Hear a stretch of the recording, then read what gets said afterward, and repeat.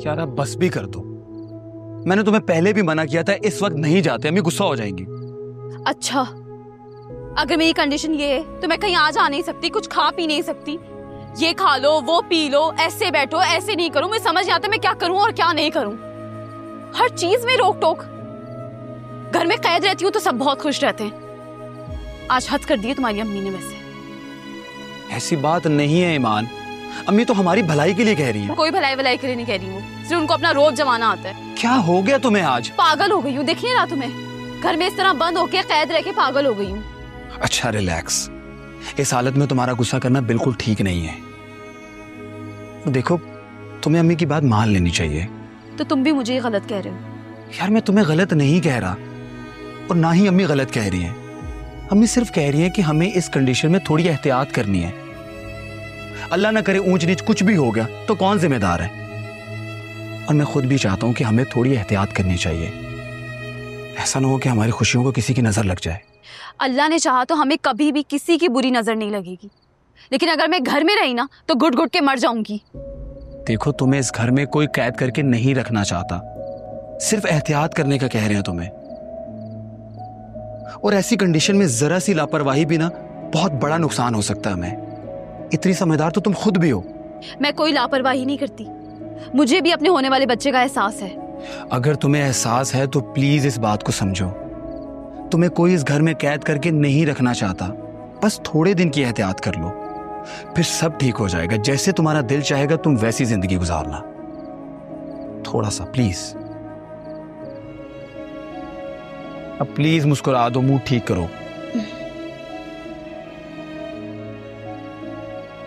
अंदर चलें? चलो आइए।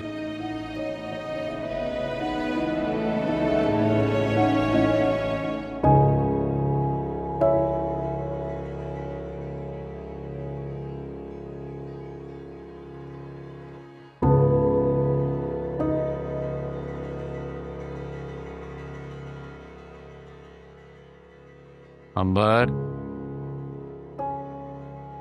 अब बस भी कर दो गुस्सा। बच्चे आ गए ना खैरियत से, कुछ हुआ तो नहीं?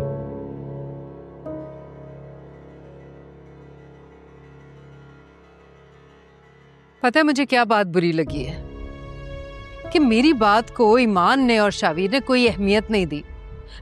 मैंने ईमान को जब मना किया था कि तुमने मोटरसाइकिल पे बैठ के नहीं जाना है शावीर के साथ, क्यों गई वो?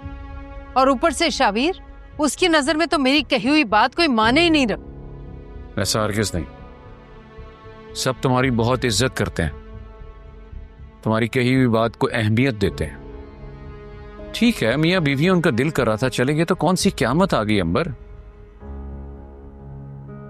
सो जाओ यार, सुबह शॉप पर भी जाना है। वैसे आसिफ, मैंने एक चीज नोट की है, जब से हमारे बेटों की शादियां हुई है ना, आपने घर के मामलात में दिलचस्पी लेनी बिल्कुल छोड़ दिए।